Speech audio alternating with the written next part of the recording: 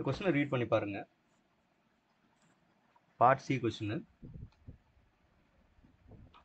நம்ம கொஸ்டினை பார்க்கும்போது ரொம்ப டிஃப்ரெண்ட்டாக தோணும். சரி, அண்டர்ஸ்டாண்ட் பண்ணிக்கிறோம். எஃப்ங்கிறது என்டையர் ஃபங்க்ஷன், ஆனால் பாலினாமியல் கிடையாது. எவ்வளோ தெளிவாக கொடுக்குறாங்க பாருங்க. ஏன்னா பாலினாமியல்ங்கிறது என்டையர் ஃபங்க்ஷன். என்டையர்னா வேற ஒன்றும் இல்லை, அனாலிட்டிக் இந்த ஹோல் காம்ப்ளெக்ஸ் பிளேன். இப்போ எக்ஸாம்பிளுக்கு நான் எக்ஸ் ஸ்கொயர் அல்லது இஜெட் ஸ்கொயர்னு எடுத்துக்கிறேன்னு வச்சுங்க.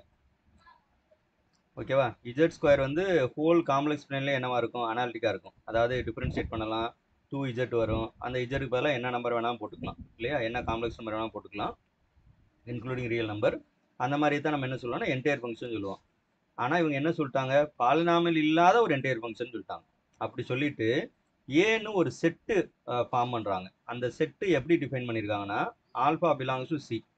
இந்த ஆல்ஃபாங்கிறது காம்ப்ளெக்ஸ் நம்பர். அது எங்கேருந்து எடுக்கணும்னா, இந்த மாதிரி ஒரு கண்டிஷன் கொடுத்துட்டாங்க, சச் தட் அப்படின்னு. இந்த மேலே எண் போட்டிருக்காங்களே, அதை பவர் நினச்சிடக்கூடாது, nth டெரிவேட்டிவ். சரியா? For all n greater than or equal to 0. அது என்ன சார், எண்ணுக்கு 0 போட்டால் என்ன வரும்? இப்படி வரும். இப்படின்னா என்ன அர்த்தம் சொல்லுங்க?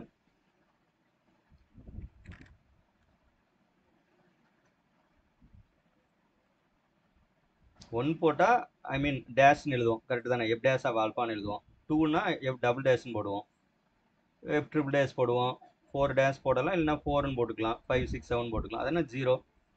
0ன்னு என்ன அர்த்தம்னா டெரிவேட்டிவ் இல்லைன்னு அர்த்தம். அப்போ விச் மீன்ஸ் அந்த ஃபங்க்ஷன் அர்த்தம். கரெக்டா? எஃப் ஆஃப் ஆல்ஃபா அதான் மீனிங்.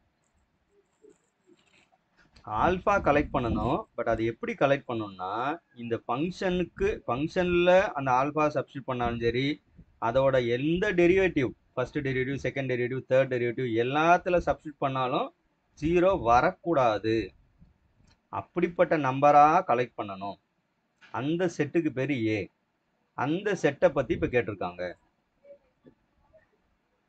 ஆக்சுவலாக கொஸ்டின் பாதி பார்க்கும்போது காம்ப்ளெக்ஸ் மாதிரி இருக்கு, ஆனால் ஆப்ஷன் வந்து கவுண்டபிலிட்டி அன்கவுண்டபிலிட்டின்னு பார்க்கும்போது ரியல் மாதிரி இருக்கு இல்லையா? ரொம்ப நம்ம இப்படி இது பண்ணி பார்க்க முடியாது. சரி, என்டையர் ஃபங்க்ஷனுங்கிறதுனால காம்ப்ளெக்ஸ் ரிலேட்டட் தான். இதுலேயும் வரலாம் ரியல்லையும். ஓகேவா? சரி, இப்போ இந்த கொஸ்டின் எப்படி அப்ரோச் பண்ணலாம்? ஏ வந்து நான் எம்டி, ஏ வந்து ஃபைனைட்டு, ஏ வந்து இன்ஃபைனைட்டு, ஏ வந்து அன்கவுண்டபிள். இந்த மாதிரி கொடுத்துட்டாங்க.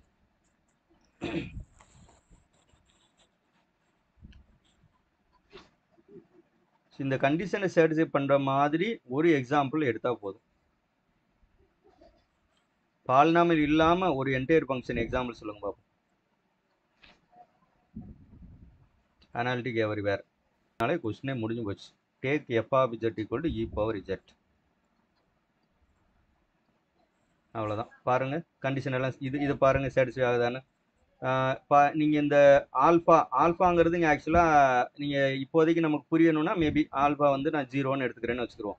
0ன்னு எடுத்தால் குழப்பம். அதில் இந்த 0 வேறு, இந்த 0 வேறு, 0ன்னு கூட எடுத்துங்க நீங்கள். எஃப் ஆஃப் 0 பாருங்க, 0 வராது. எஃப் டேஷ் என்ன வரும்? அதே இப்போ ரிஜெக்ட் தானே வரும். அப்பையும் 0 வராது. கரெக்டாக? அப்போ இந்த கண்டிஷன் சாட்டிஸ்ஃபை ஆகும். அப்போ இந்த 0ங்கிற நம்பர் எனக்கு இப்போ இங்கே எங்கே இருக்குன்னா ஏல இருக்கும். அப்போ உடனே என்ன பண்ணிடலான்னா, நான் எம்டி தானே, ஏன்னா அட்லீஸ்ட் ஒரு எலமெண்ட்டாவது இருக்கா. அப்போ நான் எம்டிங்கிறது கரெக்ட்.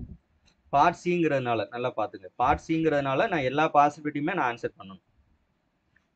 பட் ஃபைனைட் பண்ணிடலாமா? ஏன்னா ஒரு எலமெண்ட் இருக்கேன்னா கொஞ்சம் வெயிட் பண்ணணும், அது மட்டும்தான் வருமானு. இப்போ நீங்கள் ஆல்ஃபாக்கு பதில் 0 போட்டோம் இல்லையா? இதே மாதிரி 1 போட்டு பாருங்க, 2 போட்டு பாருங்க, √2ன்னு போட்டு பாருங்க, ஈவன் 1 + iன்னு போட்டு பாருங்க. ஓகேவா? அப்போ இந்த ஏங்கிறது இந்த எக்ஸாம்பிள் எனக்கு என்னவா மாறிடும்னா சீனே வந்துடும். கரெக்டு தானே? எல்லா காம்ப்ளெக்ஸ் நம்பர் வந்துடும் இல்லையா? இந்த இஜெட்டுக்கு பதிலாக நீங்கள் என்ன காம்ப்ளெக்ஸ் நம்பர் வேணாலும் போட்டுக்குங்க, இன்க்ளூடிங் ரியல் நம்பர். இந்த கண்டிஷன் எல்லாம் சாட்டிஸ்ஃபை ஆகும். நாட் ஈக்குவல் 0 தான், ஏன்னா எக்ஸ்போனன்ஷியல் ஃபங்க்ஷன் வந்து நெவர் பிகம் 0. 0 வரவே வராது. அப்போ ஏ ஈக்குவல் டு சி அப்படின்னு வந்துடும்.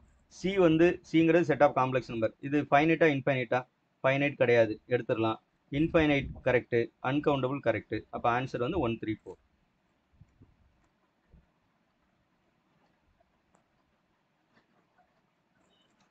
இதில் ஆக்சுவலாக ஒர்க் பண்ணுறதுக்கு வேலை இல்லை, நமக்கு அந்த எஃப்ஐ எப்படி சூஸ் பண்ணுறோம், அந்த எப்படி திங்க் பண்ணுறோம், அதுக்கு தான் மார்க்கிங். கரெக்டாக? ஒர்க்கிங்லாம் ஒன்றுமே கிடையாது. இந்த ப்ராப்ளத்தை நம்மளால் அண்டர்ஸ்டாண்ட் பண்ண முடியுதா என்ன சொல்லியிருக்காங்க அப்படிங்கிறது, அப்புறம் ஒரு எக்ஸாம்பிள் மூலமாக நமக்கு வந்து ஆன்சர் கண்டுபிடிக்க தெரியுதா, அதை செக் பண்ணுறதா இந்த கொஸ்டின்.